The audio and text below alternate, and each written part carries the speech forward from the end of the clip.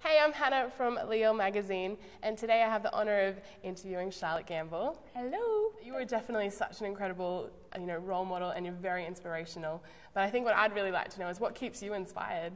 Good question. I think, I thought, is the one thing, I think you could say the typical, which is, your relationship with God and your walk with God. But the fact is that inspiration for me is everywhere. I think I've flipped a switch in my head that says, Charlotte, open your eyes and look around you, because there's so much stuff that we just don't notice, which if we just take a moment in the everyday of life to be inspired by. I get inspired by my children. I watch how they are so uncomplicated, and I think whatever happened to us as grown-ups that we made it so difficult when actually it's so simple to get over that situation.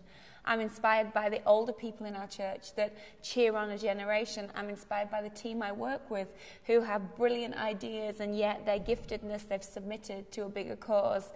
I get inspired by my husband, his crazy, random, fun way of doing life. I think for me, I see literally things and I go, I can learn from that, I can learn from that, I can take something from that. I think there's seed in every situation, and there's even seed in every sorrow. And so I think if you live that way, then you constantly are reminded how much more you can be and how much more there is to do. And you just recently wrote a book. It was, I guess, released about a month ago over at Cherish, called Now What? Now What? So what was, I guess, the reason why you decided to start writing this book? I think this one, different to the other books I've written, this one was a conscious, I was aware that behind every question there was this question. When people would come to me after I would preach, or people would be in my office, or I would be talking with friends, there was a now what behind the statement they were making. So they might be filling me in on something that happened in their marriage, but really what they were saying behind that was, well, now what? Yeah. Or they'd be talking about a course that they didn't qualify for, and really what they were saying was, I'd put all my direction in that one course, so now what? And so now what became this idea in my head, well, let's approach that from the Word, and let's approach it because life is not straightforward. Yeah. Life is not one flat road that we all journey on, and it's really well signposted and it's green lights all the way, and when you're stuck, directions just appear. We wish, and sometimes we can think in this ideal world that's what we're aiming for, but life is a navigation that you have to make, and the Word of God is a lamp to our feet, but we have to take the steps. And so now what became a way of approaching, okay, so now what? For me, one of my now whats was I was told I would never have children. So now what do? I'm a preacher, I'm a Bible-believing, faith-filled Christian. God, this is not in my plan. Now what do I do with those doubts, with those questions, with those feelings of disappointment? And I've seen that in many scenarios in my life. And so the book looks at the whole thing of perspective, the way you view your situations. It looks at where we go for our answers. It looks at our inner ability to overcome and our inner ability to push through. It looks about the different seasons and gears we need in life, and it approaches the now what's from many different angles, hopefully, so by the end of the book, each chapter finishes with certain points to go back and recap over. Hopefully by the end of the journey, I prayerfully believe it gives people just some hope in their hopelessness and a sense of, it's okay, I can keep going, and I will find a way. So with Cherish, celebrating the 10th year, that's such a milestone, and it's so exciting. Yeah. Can you remember, going back to year one, and I guess, the passion why you decided, I'm gonna start a women's conference? Yeah, I'd love to say I started it with passion. I really didn't. I started it more with hesitancy and simple obedience. And it really was just this feeling that, I need to step out and I need to speak up. And I never, ever felt drawn to do a women's ministry. I've always just felt like I wanted to help people, whether it be children or young people or male or female. I really wasn't bothered. I didn't feel it was a gender thing for me. And yet the opportunity came up that there was a void. There was nothing really going on in our church at the time for women. And I felt God say, step up. And so I announced, I'll never forget, it was announced, actually not by me, by one of the pastors on our team, that I was going to be doing a women's event. And 5 women in our church at that time, a long time ago now, about 12 years ago, they actually audibly booed out loud, like a pantomime boo, when my name was mentioned. And I remember thinking, this is a great start. This clearly is going to be a great success. And I had to decide then, in that now what moment, okay, well, I've either heard from God or I haven't. Yeah. And it became literally obedience. So I didn't have the great team rally around me that you see now 10 years on. Yeah. I didn't have a thousands upon thousands of women that were there coming to the event. I had a few faithful friends and a few people that said, okay, let's give it a shot. And so I very much remember the first early years were pioneering. They were doing it scared. They were obedience, but not much, you know, to see for the seed that was being sown. It felt like it was hard ground. And it just was that way for a few years, and then God began to add increase to faithfulness. So yeah, I ended up 10 years on looking back with a big smile on my face going, wow, I did not see that back then, but clearly God did. But from the Cherish, you know, conference, you've also got the Cherish Foundation. Yes. So it's kind of like, it's just going to keep growing. I know. The foundation is, I mean, one of my personal favorite things. And the crazy thing about the foundation was that we started the foundation, I think it was about the third year into Cherish, and it was the night before the Cherish conference 3 years in, and I was running in my home on our treadmill, and as I was running on the treadmill, I had this complete download from God, like the whole idea, the name of it, what it was for, a scripture from Galatians about doing good to those in the household of faith and looking after those that had gone through trials, and I just was like, okay. And so I was like, well, maybe it's for another few years, and I felt God say, no, it's for now. So I went into the office on the morning of Cherish and going, okay, I've got an idea and we need to launch it, and we need like a booklet and we need a logo and we need another team. We're like, oh, okay.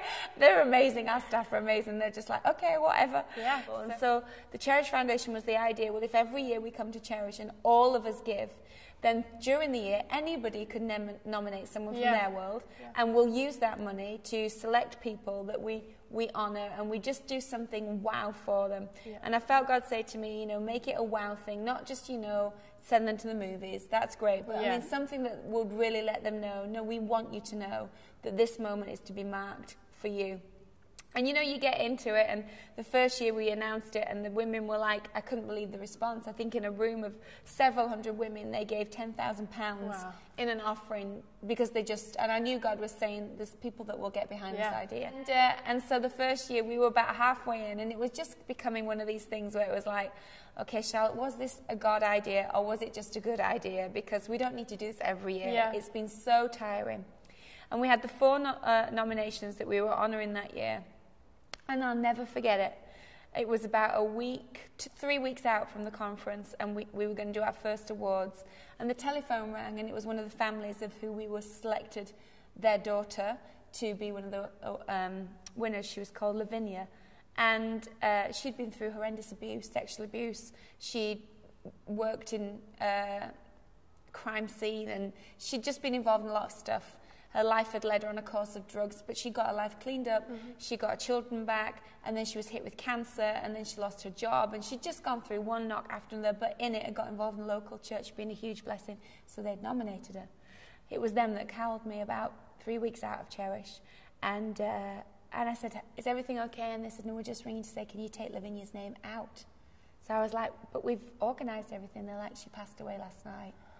And I felt God say, I just lost it on the phone. I hung the phone up. And I felt God say, that's why I've told you to do this. Because you will be the last voice that they hear on earth saying your life counted before they enter heaven.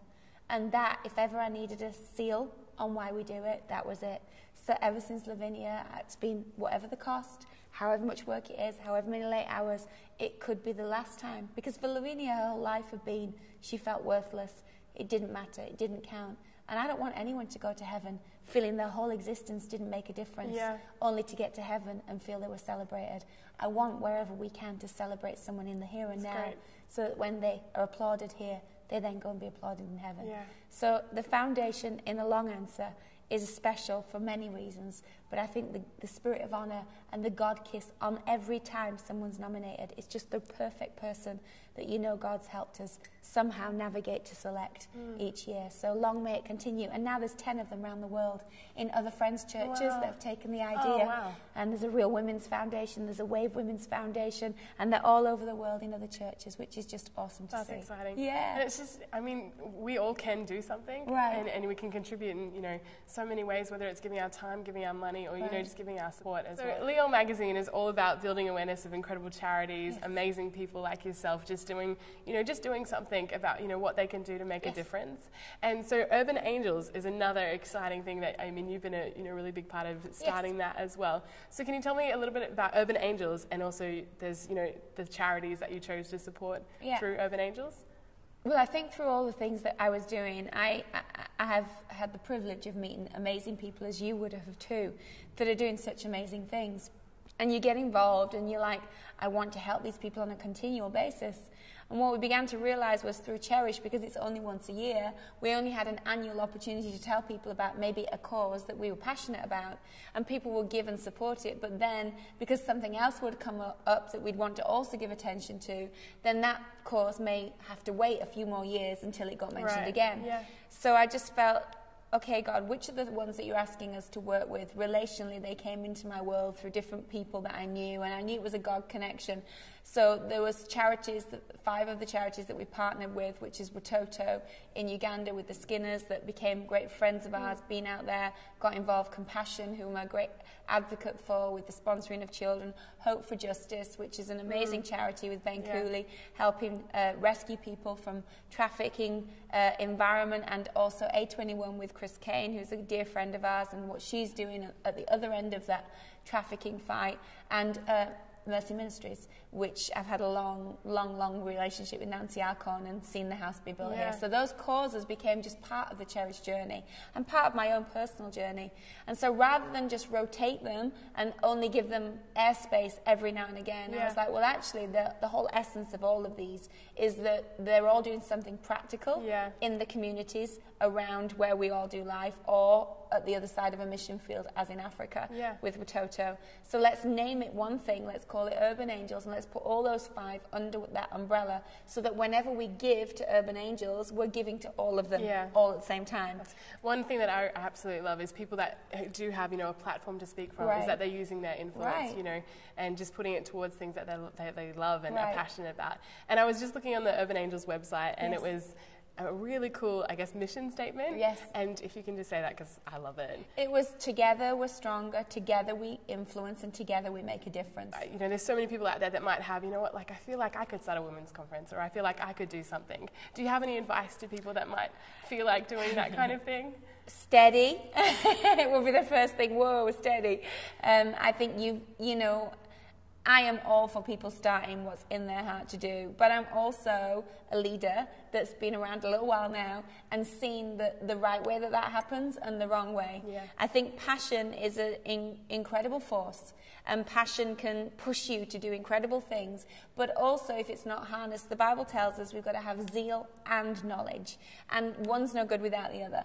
And we've got to have faith and deeds, and one's not good without the other. And so for me as a leader, what I would say when people come to me and say, I want to do this and I want to do that, I'm going, I love your passion, I love your zeal, but now you need to add some knowledge. You need to find out what it costs. You need to find out what it involves. You need to, because we don't need any more events for events reasons. You know, we don't just need another conference for conference's sake. It needs to be there because God's asked for it to be there. It needs to be there because there's a clear mandate of why it's there, and it needs to be there for a bigger purpose than let's just have a party. So I think I would say if it's something God's told you to do, then he will give you the knowledge and the team and the people around you to make it happen. But if it's just a heart that wants to do something, then find where you can plug in with other people that are doing something and use your passion there. And something that, you know, well, Liel, I love to just, you know, tweet, you know, quotes. And, we love Twitter. Yeah, absolutely. Twitter and Facebook. I mean, it's great, but it's great when it's used for the right thing. And, you know, I think some people can get really like, you know, I guess they can compare themselves a lot, and and that's something that I'm just kind of like, you know, we need to cut that out. Just use Facebook as Twitter as empowering each other and encouraging each other. Instead of, it doesn't matter what you ate for breakfast. You know, it doesn't matter, you know, where you are. It just matters, you know, that you're sharing your life with friends, and, you know, don't compare yourself to whatever anyone else is doing. But I guess, is there like a quote or, you know, a Bible verse that's really stuck by you and that you think of often? My main bent will always be, I am a real lover of people. So my main bent will always be scriptures like in Philippians, where it says, you know, don't just look out for yourself. Don't do anything out of selfish ambition or vain conceit, but instead, you know, look to what you can do for others. I think that would be a life verse for me. I think it's something that I prayerfully build my life on. I'm never happier than when I'm helping people, serving people, or building alongside people. I hang on things like Ecclesiastes that say, you know, just look how much more two can do. Two are better than one. You know, look at the power of our agreement. I think those are things I would live by. But I think seasonal words come in your life and they're significant at different times because what you're doing. So if anyone wants to get a hold of, you know, Now What, or, you know, any of your other teaching resources, because I think we definitely need to, you know, keep feeding ourselves. It's good to, you know, hear things every so often, but, you know, constantly. And, you know, so is there like a website? You're so going to laugh at me. I have no idea. I think. Oh, I'll put it on there. I am the worst person. Like, that's your team. Like, yeah. I'm like, no, my husband's like, you did write a book. You should mention it. I'm like, oh yeah. Where do you get it from? No, and people ask me on Twitter and like, I will find out. I'm terrible. But no, you can go to charlottegambill.com. I'm sure of it. Test me on this. But you can also go to our church website, which is alm.org.uk, and they have a shop on there. With Urban Angels, if anyone wants to, you know, quickly, you know, check that out as well. They can go to the website, go to, again, if you pretty much go to all of our church website, there's links for Cherish, there's links for Urban Angels, there's links for the foundation, everything's on there. Well, thank you so much. You are for so welcome. Hanging out, and, you know, I'm just encouraged, and I hope that you were all encouraged as well, just to get involved with, you know, Cherish or Urban Angels, or, you know, just whatever you feel passionate about. Yeah, and keep following this girl. She's doing a great job, and this is a great magazine, and she's the real deal. So anything she puts up here is going to bless your world. Well, so keep watching. Well, yeah, you can check out at Leo Magazine there you on go. Twitter. So thanks again, Charlotte. You're welcome.